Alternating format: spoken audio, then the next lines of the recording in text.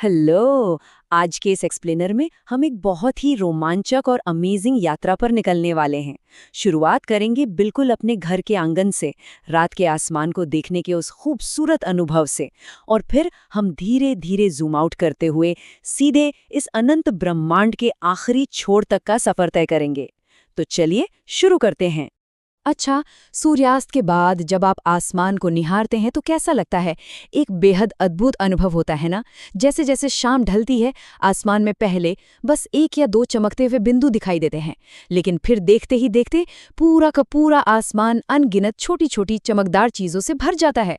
ऐसा लगता है मानो किसी ने गहरे नीले मखमल के कपड़े पर ढेर सारे हीरे बिखेर दिए हों।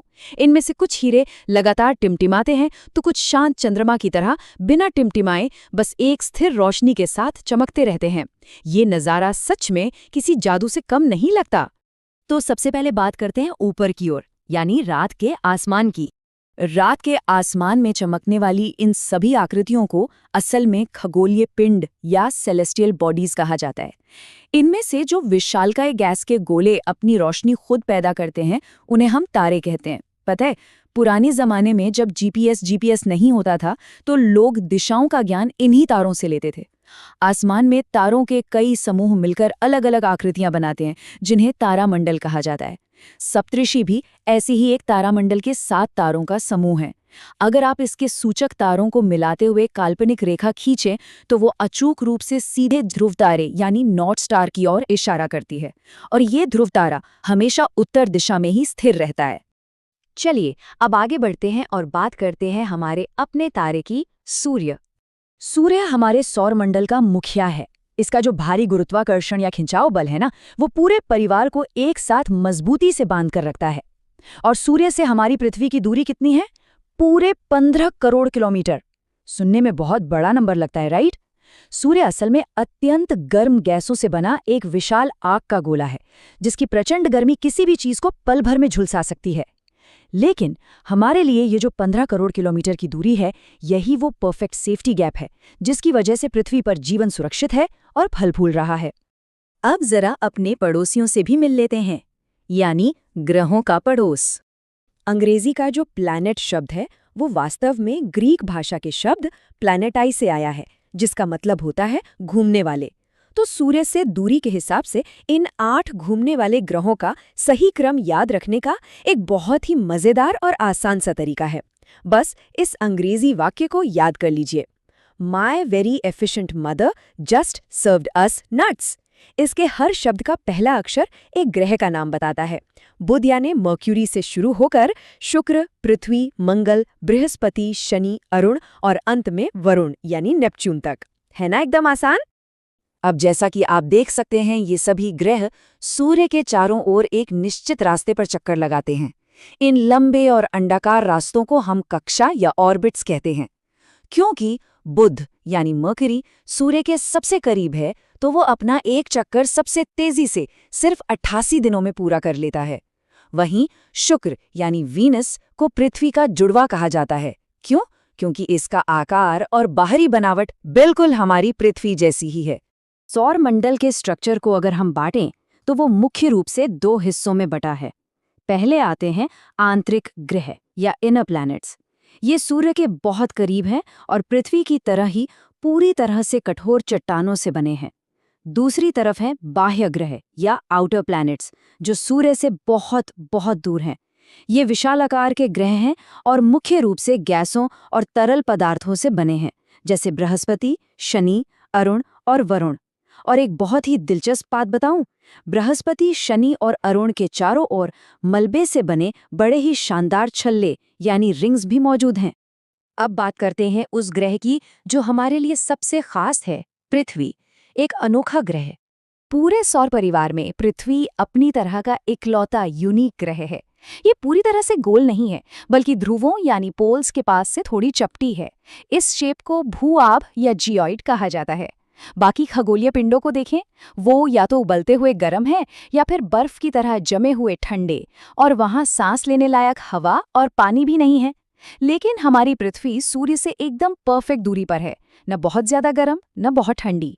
यहाँ जीवन के लिए सबसे जरूरी लिक्विड पानी और ऑक्सीजन गैस भरपूर मात्रा में है।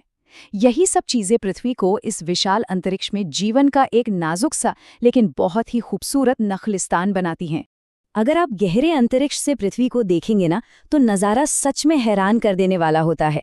पृथ्वी की सतह का लगभग 2/3 हिस्सा विशाल महासागरों के गहरे पानी से ढका हुआ है। इसीलिए बाहरी अंतरिक्ष से देखने पर यह पूरी तरह से एक चमकते हुए नीले रंग के गोले की तरह दिखाई देती है। और इसी जीवन देने वाले पानी की भरमार की वजह से ही हम इसे नीला ग्रह या ब्लू प्लैनेट भी कहते हैं। ग्रहों के अलावा भी अंतरिक्ष में बहुत कुछ है, तो चलिए देखते हैं उपग्रह और अंतरिक्ष की चट्टानें।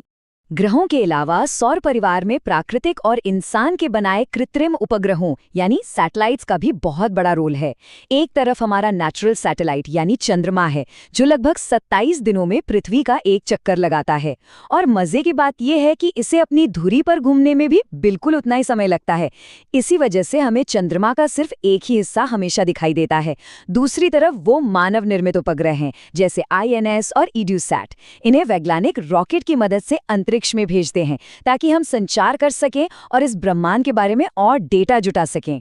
और उपग्रहों के अलावा भी इस सौर परिवार में बहुत से घुमक्कड़ पिंड हैं। इनमें सबसे पहले आते हैं क्षुद्र ग्रह या एस्टेरॉइड्स। ये अनगिनत छोटे छोटे पिंड हैं जो मेनली मंगल और बृहस्पति की कक्षाओं के बीच एक पूरी बेल्ट में सूर्य का चक्कर लगाते हैं। वैज्ञानिकों का मानना है कि ये असल में उन ग्रहों के ही टुकड़े हैं जिनमें बहुत साल पहले कोई बड़ा विस्फोट हुआ था। इसके अलावा उल्कापिंड या मिटियोरॉइड्स भी होते हैं। ये पत्थरों के छोटे टुकड़े होते हैं। जब ये पृथ्वी के बहुत करीब आकर हमारे वायुमंडल में बड़ी तेजी से घुसते हैं तो हवा के घर्षण या फ्रिक्शन से ये इतने गर्म हो जाते हैं कि जलने लगते हैं, और तब आसमान में रोशनी की एक शानदार चमक उठती है, जिसे हम अक्सर टूटा हुआ तारा भी कह देते हैं। तो चलिए अब अपने कैमरे को थोड़ा और जूम आउट करते हैं बाहर की ओर, विस्तार यानी ब्रह्मांड। इस ब्रह्मांड की विशालता का अंदाजा आप प्रकाश की गति यानी स्पीड ऑफ लाइट से लगा सकते हैं। ये गति है 3 लाख किलोमीटर प्रति सेकंड। जी हाँ, एक सेकंड में 3 लाख किलोमीटर। ये एक बिल्कुल अकल्पनीय और हैरान कर देने वाली स्पीड है। लेकिन अंतरिक्ष की दूरियां इतनी ज्यादा, इतनी विशाल हैं कि जबरदस्त स्पीड से चलने के बावजूद सूर्य की रोशनी को अंतरिक्ष का सन्नाटा पार करके हमारी पृथ्वी की सतह तक पहुंचने में पूरे 8 मिनट का समय लग जाता है। इससे आपको अंतरिक्ष के असली स्केल की थोड़ी सी झलक मिल गई होगी। अगर आप कभी शहर की लाइटों से दूर एक बिल्कुल साफ और तारों भरी रात में आसमान को देखें, तो आपको तारों से बना एक सफेद, चौड़ा और चमकता हुआ रास्ता आसमान के एक छोर से दूसरे छोर तक जाता हुआ दिखाई देगा। लाखों तारों, धूल और गैसों के इस विशाल समूह को ही हम मिल्की वे गैलेक्सी कहते हैं।